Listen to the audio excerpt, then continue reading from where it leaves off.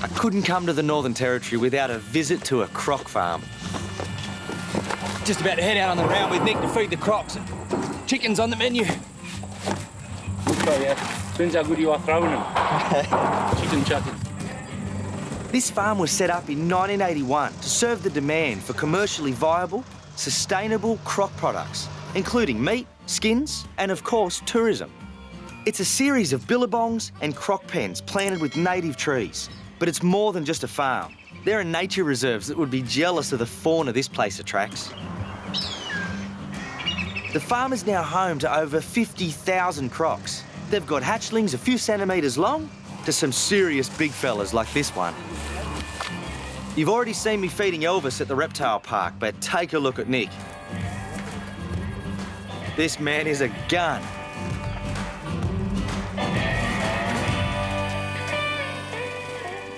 I mean, it's evident that Nick knows his crocs. You know, he's worked with them a long time and he's quite comfortable with them, you know, within that strike zone, that close proximity, and it takes a lot of time to get to that point. Moving on to the next billabong, we've come across a bit of a roadblock.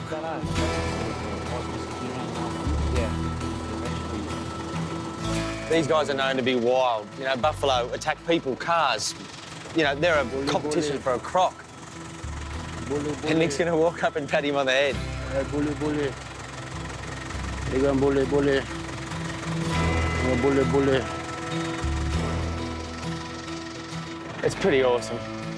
Water buffalo are notoriously moody. And just look at those horns. You wouldn't get me out there trying that. He's in a good mood today. Just look at this place. Crocs everywhere. But it doesn't seem to worry our Nick.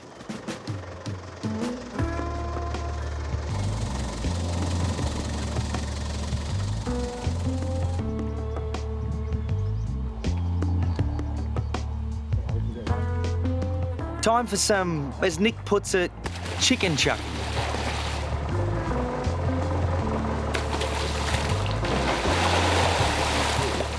The crocs aren't all that hungry this time of year, but come summer, Nick says they'll easily devour 5 tons of chicken a week. I find it staggering that Nick still has all his digits. There is one more croc Nick was keen to show me. His name? We call him Psycho.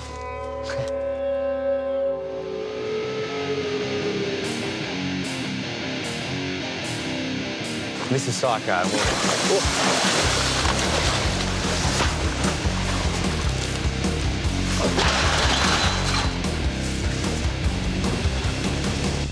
See, ordinarily, Psycho would have been on his 3rd chicken by now. Yeah. Like to see winter. Yeah. Of course, as a conservationist and croc lover myself, I'm torn by the whole farming thing. These were problem crocs that would have had a bullet to the head. It's that, or they produce offspring that make handbags. So that's it, my day at a croc farm. I think I'm happy in the knowledge these crocs at least are enjoying a life some of them would never have had if they were left in the wild.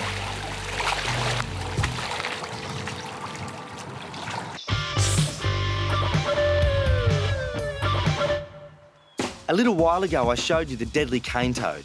It's wreaking havoc amongst our Indigenous predators all across northern Australia. Cane toads are deadly poisonous, especially to unknowing predators like the king brown. Hey, king brown. Oh, can you take this? Yeah, mate. Oh, look at that. Look at the size of it. This is a good find. I mean, look at this beauty. We're in an area riddled with toads, cane toads. King browns have suffered a lot with toads, and to find a breeding snake like this, a mature adult snake, just a special find. These guys, big snakes, and they eat almost anything. Amphibians, reptiles, mammals, birds. You see the coloration. Not so much on the belly, but on the back, a light tanny brown. I mean, look at this environment where we found it. It's exactly the same colour, so to cruise through that, almost undetectable, because a small king brown, good prey for a black kite or a bird of prey. And these guys are Australia's largest venomous snake.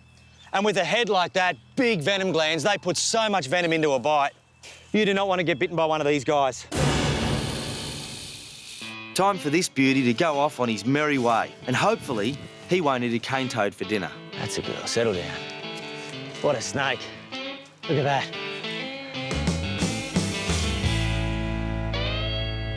That's definitely not going to happen to Hercules here. He's our very own king brown snake at the park, and let me tell you, he's a whopper. In fact, we reckon Hercules is the biggest king brown in captivity. And like all of our venomous snakes here, he's a part of our anti-venom production program.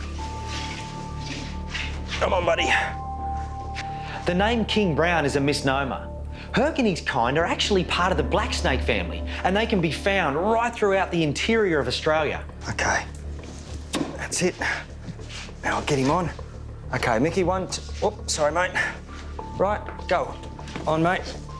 OK, that's it. A little bit more. Good. OK, up. Oh. Look at the size of these venom glands. Inside there is more venom than any other Australian snake.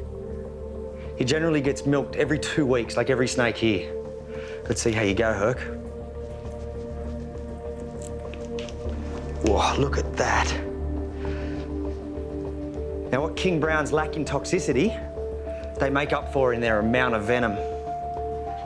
We'd get a couple of drops, 10 to 15 mils for a tiger snake or a taipan. That's 150 mils of king brown snake venom. This lot, with the rest, will be sent to the Commonwealth Serum Laboratories in Melbourne to be made into anti-venom.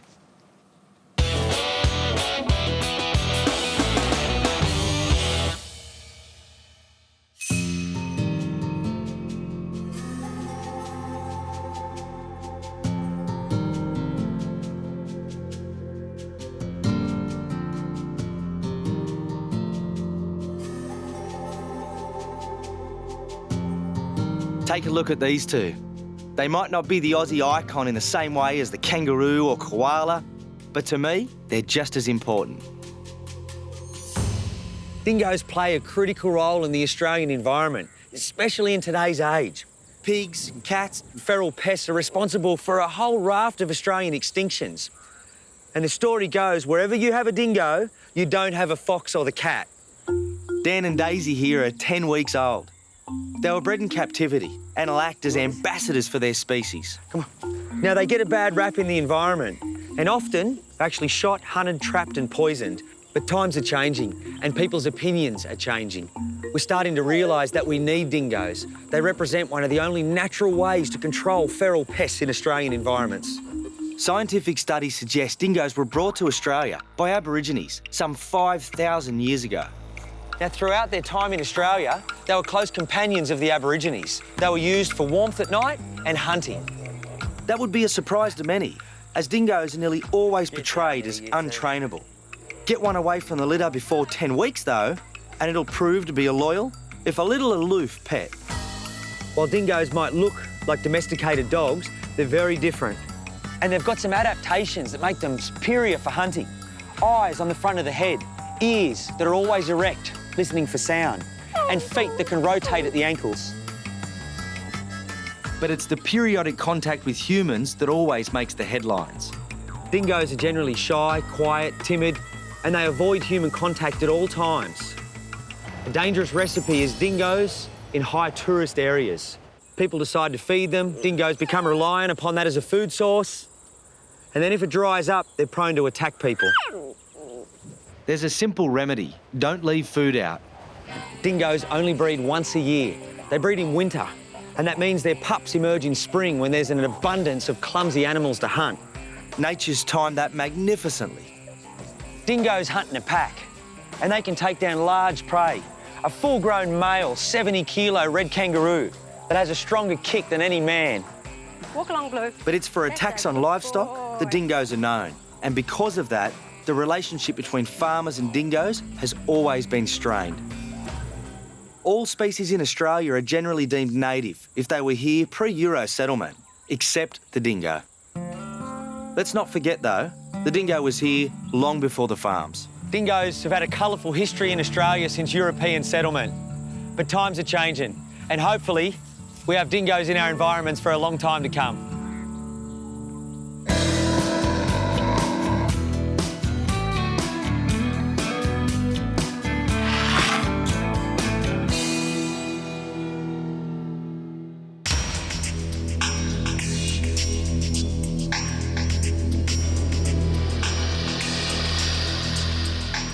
put my hands down and this massive alligator just came up and went whack.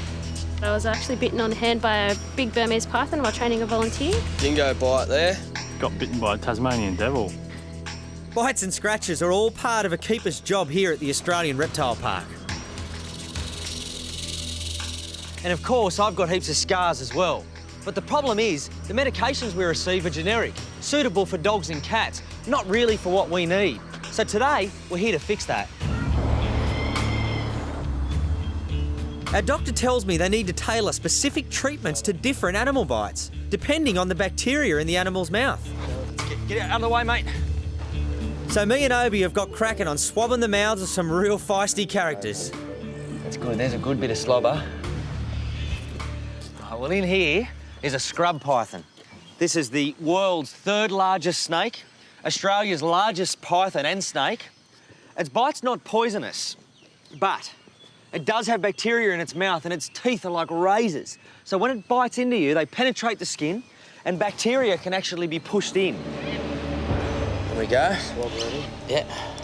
Oh, yeah. I'm locked, mate. Very strong, you know. These guys, you think it's just raw muscle. Yep, that's good. All right. Now, Obi's going to try and swap the top. You're right, mate. You're right. Go backwards on it. Look at them teeth. Obes, get that coil. Nice and quick. Jeez, that's tight. Incredibly tight. How's that, mate? Wow, that's so tight. Pretty scary, you know, for a moment there. I know Obi's here, but you can feel that pressure and you think maybe this isn't coming off. Which takes us to the park's hungriest and most dangerous residents.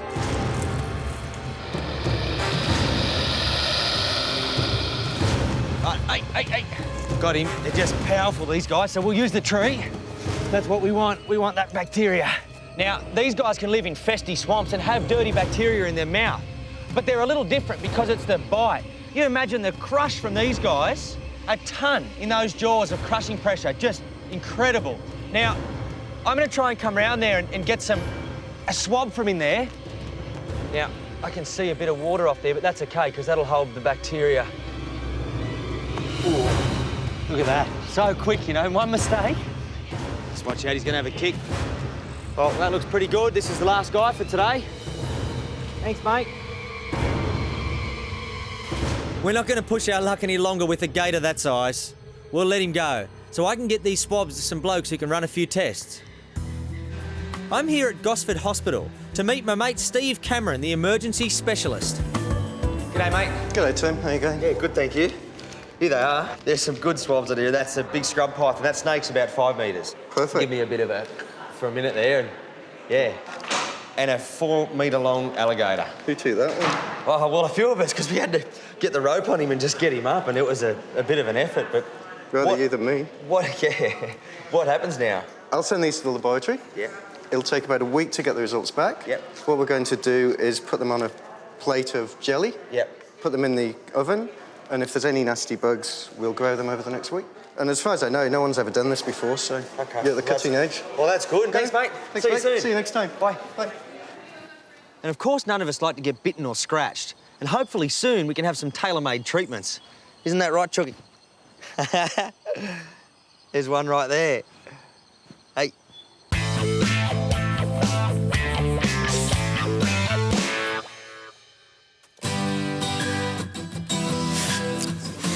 Earlier in the series, I brought you the story of the construction and launch of Devil Ark.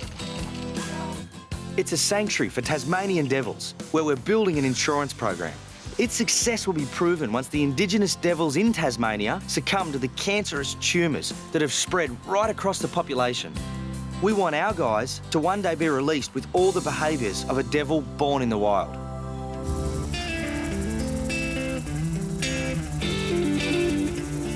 We have 500 hectares here in the Barrington Tops in New South Wales, and over time, we'll increase the enclosures to provide secure environments for each group of devils to develop.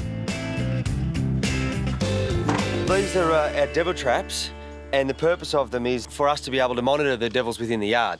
And when we need to do things like treat the devils for worms or any external parasites, like if there were ticks or anything like that, we trap them, and we do this quarterly.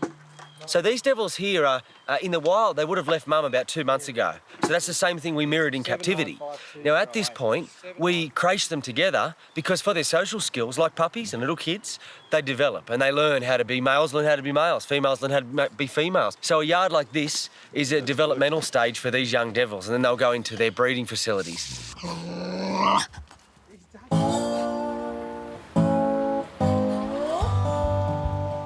Winter hits hard here, but the work goes on, providing care for the devils come rain, wind, hail or snow.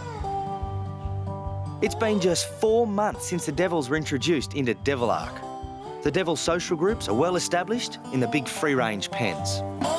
Young devils sleep by themselves and are generally solitary, but at feed time they come together and socialise. We're going to see real-life arguments and squabbles, but this is all developing for when they're adults. They learn and develop so much with the interactions that happen at a social feed. The way they eat is similar to crocodiles in that they come together. They don't have a knife and a fork. They have to pull and tear bits and pieces of meat off. Lots of arguing and squabbling along the way. This is what it looks like when 10 devils have had a dinner party. They have chewed straight through leg bones, hip bones, all the ribs along here. Their jaw just is incredibly strong. I didn't think that they would get through this much kangaroo. It's a lot of meat that's been consumed there.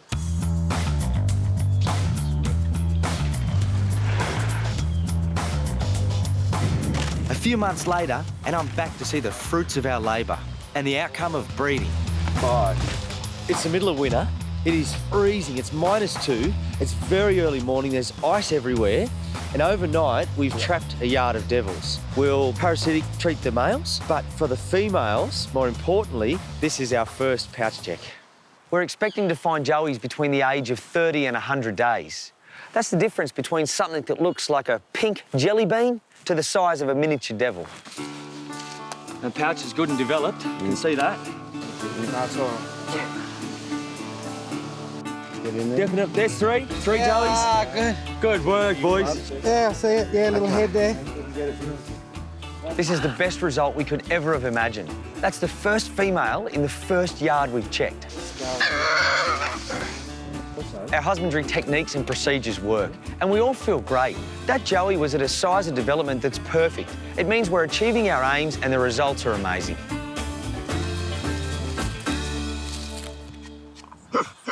Later in the series, I'll be back at Devil Ark to see how these little devils are getting along.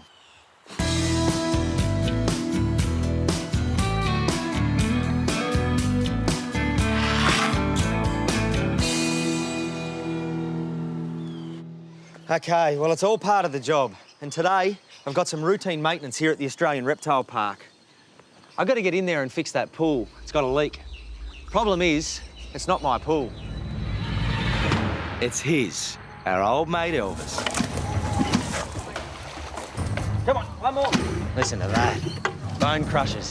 You can just hear that bone crush. Come on, mate, snap it off. In a moment of madness, I volunteered to go and do some hasty repairs and get out quick smart. So the plan is you're going to hold rope round me. Well, how far do you think till it's dangerous? Just for the start of the shallow bit, I reckon, it's getting there. Pretty close. What do you think's the dangerous bit? Is he going to swim back around quick or come over? If he pushes past us, we've got to try and get him under control as quick as we can and get you out of the water pretty quickly. Yeah, and look, he's coming up now. Let's do it. It's pretty serious in here too. This guy potentially is a true man-eater. About 5 metres long, well over half a tonne in weight. And he's got a bit of a story. He's originally from Darwin Harbour and he used to rip motors off fishing boats. Now, he was lucky because a croc like this often gets shot. But fortunately, this guy was taken to a croc farm and he ate 2 of his girlfriends. Now, reason for that is because he's a territorial male. These guys fear nothing. And the first thing we've got to do is get the croc around the other side. He's lying right on the leak. A leaky pool, a 5 metre long man-eating croc, and me. I must be crazy. A crowd has gathered to watch the team move Elvis up the other end of the pool. He knows something's up and he doesn't want to move. Oh, come on, Elvis.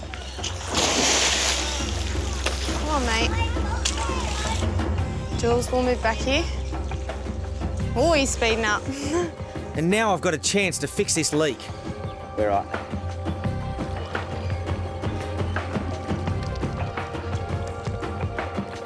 Right, are we all good, Liz? We're great from this side.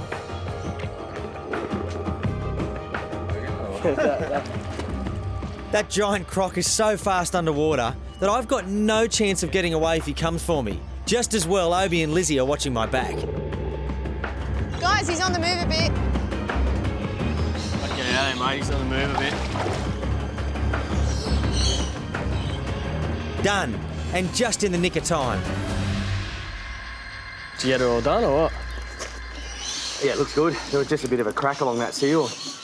Our croc's been relatively well behaved. As he's missed out on snacking on me, it's time to reward him with some other food. Come on. He's just massive, isn't he? Come on.